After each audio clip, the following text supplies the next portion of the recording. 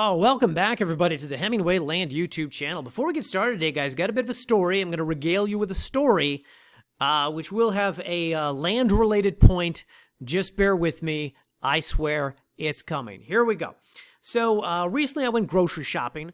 I went to the grocery store. I parked my car. I get out of my car. I start walking to the grocery store, and some guy, roughly about 20, starts calling to me, "Excuse me, sir. Excuse me, sir. Excuse me, sir." Now, this is obviously someone who wants to sell me something. And in my experience in life, grocery store parking lots, guys trying to sell me things, it is 99 times out of 100 a rap album. And I'm fine with this. If I have cash on me, I will buy the rap album. Typically, they want $10. I give them a 20, whatever. And perhaps you're saying, "Hey, Hemingway, why are you buying rap albums in the parking lots of grocery stores?" The reason is this, guys. You could be out stealing for a living. You could be out begging for money underneath a highway overpass. Or you could be trying to, I don't know, make money this way. And quite frankly, most of the time, it's like 110 degrees out when these guys are doing it. So I tend to want to meet them halfway. And okay, if this is how you want to make money, then fine. You know, whatever. Additionally, guys, I like to support the arts. And I know you're probably thinking, "Hey, Hemingway, it's not like you're making a charitable donation to the Guggenheim." Yeah, I know. But nonetheless, if someone, let's be so bold as to say, has a dream, I am willing to, okay, here's $20. I'll buy your rap album. Anyway, here's the point. So the guy stops me, and I tell him what I tell most people, which is that I don't carry cash on me, which has the added benefit of being true. I normally only have credit cards. I said, "But do you take credit card?" And normally, that sort of ends the transaction right there. They don't take credit card. But this guy is an enterprising individual. He accepts credit cards. I'm like, all right, well, whatever you're selling, I'll buy one, right? So anyway, so he walks me back to his car, roughly about 30 feet away. And in the trunk of the car, he opens the trunk, and I see that he's not selling rap albums. He's selling cologne, bottles of cologne. Now, I'm already committed. I've already said, all right, I have a credit card. You take credit card. I'll pay you with a credit card, blah, blah, blah. So I'm stuck. I have to now buy cologne. I have to be a good guy and buy cologne. Well, anyway, the guy doesn't understand exactly how much I have sort of acquiesced to this transaction. So he begins to, how about this one? Do you like this smell? Do you think your lady would like this smell? And he begins to spray me with this cologne. I'm like, "Sir, excuse me, sir. You really don't have to work this hard. I'm going to buy the cologne." So anyway, at this point, his two colleagues, his two coworkers, come over, and he says, "Oh, this guy's going to use a credit card, swipe a credit card." So the guy gets out his smartphone, and while he's getting out his smartphone, I realize all three of these guys have guns on them. Now, this is not a problem because they're all very delightful, pleasant individuals. It's not a problem, but I asked the guy, I'm like, "Why do you have a gun on you?"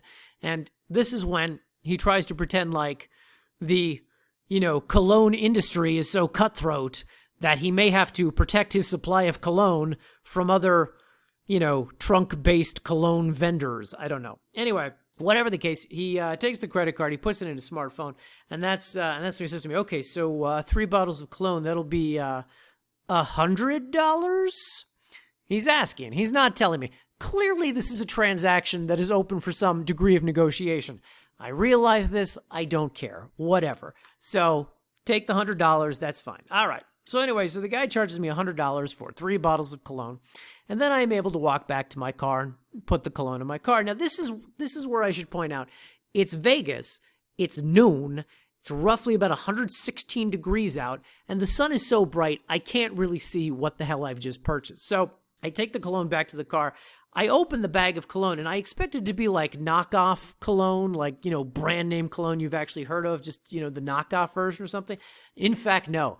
Even classier, guys. Even classier. So the bottles of cologne, the packaging that they were in had, and this is how you know it's good, had pictures of $100 bills and women's butts. Okay, so that's how you know this is the good stuff. And when I saw this, for the first time, it occurred to me, maybe I should smell my forearm and see what this guy sprayed on me. So that's when I smell myself, and I, spoiler alert, realize that I now smell like a strip club. And not, by the way, not one of the good strip clubs, okay? Not one of the classy strip clubs, but one of the strip clubs where you're like, there's some shady stuff going on here. Anyway, the point is I go grocery shopping. I go about the rest of my day smelling like a toilet.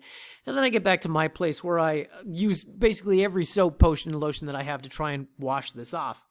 And by the way, guys, I was still haunted by the smell of this cologne for the rest of the day. For the rest of the day, I'm smelling my wrist, I'm smelling my forearm, and I swear to God, it's still on me. Anyway, I go on the computer, I log onto my credit card statement because I just want to make sure the guy only charged, like $100 and didn't go out buying jet ski. And sure enough, it was fine. It was only one transaction, $100, whatever. All right. This is when I notice on the credit card statement that the cologne vendor has a website. So I decided to go to the website. Now, I won't say what the website is. I'm not going to show it here. But on the website, there's a guy with a strange configuration of facial hair surrounded by basically a bunch of half-naked women. And this is when I realized they don't just sell cologne. They sell a whole lifestyle. Gold chains, T-shirts, hoodies, leather attaché cases, so on and so forth. And as I'm scanning the website, I get to the bottom of the site where there's this little, certification that says Better Business Bureau Certified. And this brings me to the point of the video. So frequently, as I've discussed in past videos, we will get calls here at the North American offices of Hemingway Land. How do I know this isn't a scam? And, typically I will answer that with, well, because we're telling you to pay a title company directly and not us. So you could pay them and we don't see your money until such a time as the property's been deeded into your name. That explanation, however, is completely lost on everyone who has ever asked that question. 100% of the time, that goes over their heads. What all of these people do know, however, is the Better Business Bureau, because many, many times they will retort, how come you're not with the Better Business Bureau? How come I don't see that on your website? Blah, blah, blah. Now, here's what I will equate this to. I live in Vegas. Many times here in Vegas, you will see limos driving around. And when I see a limousine drive down the street, I don't think to myself, man, there goes somebody who's very wealthy and very famous. No, I think to myself, man, there goes somebody who's got $80. That's how I feel about the Better Business Bureau. You spend whatever it is, $50 a month, and you get this little decal on your website that says, this is an upstanding business. This is an honorable member of the business community. And yet, they have certified the company that sells cologne out of the trunk of a car in a Smith's parking lot. So I feel like it's not, in fact, all that big a deal. Anyway, and by the way, guys, I am not a frugal person. Because as we can tell by the fact I spent $100 on cologne I will never use. But the $50 a month or whatever it is to the Better Business Bureau, so I could have a little sticker on the website that says blah, blah, blah. I'm really not interested in that. And hopefully, by the way, guys, when the website is redesigned, we will have a far more legitimate online presence, and we won't even need such a thing. Anyway, oh my God, I've spent 8 minutes on that ridiculous story, but what a fantastic story it was, guys. I will skip special thanks this week. We'll bring it back next week. For now, however, guys, we got a bunch of properties to talk about in the Silver State because we are back in Nevada this week with a bunch of new properties going live on the site, starting off in Baboom, Nye County. More specifically, people, the town of Pahrump. And we've got a new lot going live this week. Not as expensive as some of the ones we've been listing recently, but still in a very good area with a lot of development going up around it.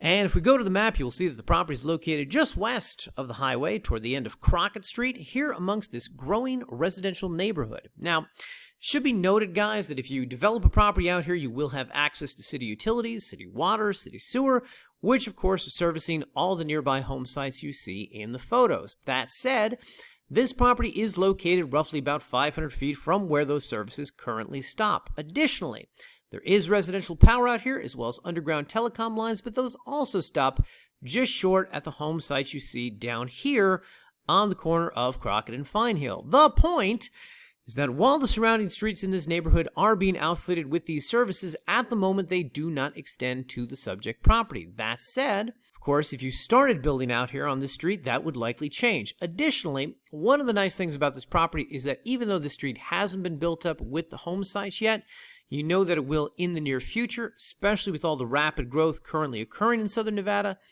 And that, of course, means not only that the parcel is a good investment, but also that it will only appreciate in value over the next few years.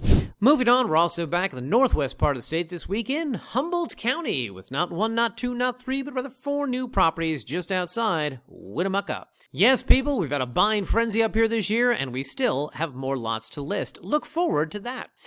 Whatever the case, the first property we're debuting this week is this one right here, which, as you'll see on the map, is located just east of US 95, just east of State Road 290, out here along this paved Miller Road in the Paradise Valley Estates subdivision. So, I think it's a pretty cool little property, and if we zoom in on the map here, you'll see why. First off, this is a triangle-shaped lot with paved road access all along its northern boundary via the aforementioned Miller Road. Additionally, as we look at the photos, you'll see that this one sits not only in a quaint rural agricultural area with a lot of small family farms nearby, but that it also sits only one lot over from power.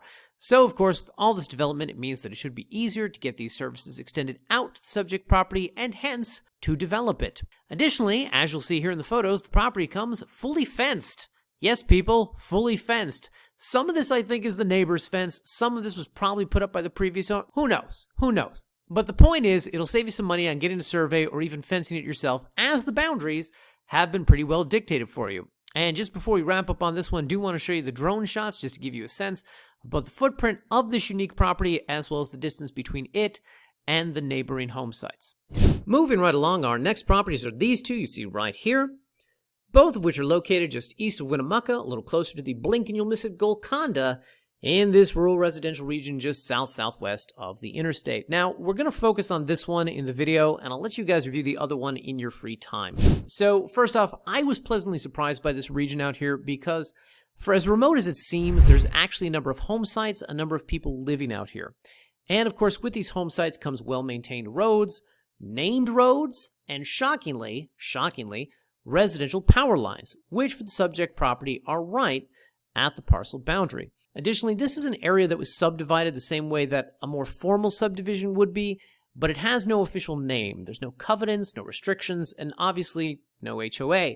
So the other nice thing about land in this region is that, with the exception of some very minor county-wide ordinances, you really can develop the property in most any way you like. In fact, if you look at the photos here, you're going to see some nearby home sites, some of which are traditional SFRs, some are mobile homes, some are modular, and then you've got this one, the neighbor right down the street, who seems to be living out of a shipping container. It also kind of looks like he's got some livestock on his property if you really scrutinize the photos. Anyway, that would make sense because, like much of Humboldt County, the zoning out here is very permissive for any kind of agricultural operation. And, of course, another nice thing about the land is that, as you can see, it is flat, which should make it very easy to park on, easy to build on, and yet it is surrounded by some stunning mountain views. Last up, our fifth property can be found here on the listing page and here on the map. So this is another one of these big 40-acre lots, which was subdivided from thousands and thousands of acres at one point. And like a lot of properties that describes in these rural parts of Nevada, this one is a little remote. Now, if you're looking for property with excellent road access, power with a lot line, and underground utilities, this is not that. Full disclosure, this is not that. That said, if you're looking for a big chunk of land, particularly something priced under $1,000 an acre, which you can use for a farm or a ranch or something you could build an unconventional structure or even an unconventional lifestyle on, far from prying eyes, a lot of privacy, that sort of thing, this is ideal for that. And honestly, guys, those are the types of buyers who tend to seek out properties like this in the first place. Now, a couple things to note. As we write in the headline, this property has, quote, commercial potential. Let's be clear about that. That does not mean that we think you can buy the land, turn around, and sell it to Walmart and make a killing. Nay. Rather, what that means is that it doesn't have to be used exclusively for residential development. And some of you will be looking at this like, what business would I build on a property like this? Well, for instance, shooting range. We get a lot of requests for land like this for those purposes. That said, I'm sure there are others, particularly anything ag adjacent, particularly in this county. Additionally, guys, also want to point out the route to this property is not the most obvious and intuitive thing. It's a lot of turn left at the pine cone, turn right at the rock. Our property-specific videos are currently on hiatus, but even if I could show you on a map how to get out to the land, it still would not be a great explanation. That said, for those of you looking to scout the land, we have written up some turn-by-turn directions, which our photographer used to get out there, which will be linked on the listing page, so look forward to that. All that said, for however remote this property is, I think you can see from the photos that it is still really pretty country out here, and certainly worth checking out if you are the second type of buyer that I described. With all that said, people, going live on the website next week, we are back in New Mexico with some properties we actually would have listed a few weeks ago, but due to problems with notaries who couldn't figure out where the signature line was on the deed, don't get me started, we had to postpone owning and listing these. This includes some small dollar lots in everyone's favorite spots, as well as another one of those affordably priced and ideally located 5-acre properties in Valencia County, which get scooped up super fast every time we list them. Find out more next week. Till such time, have a great 7 days, everybody, and we will see you back here in the next video.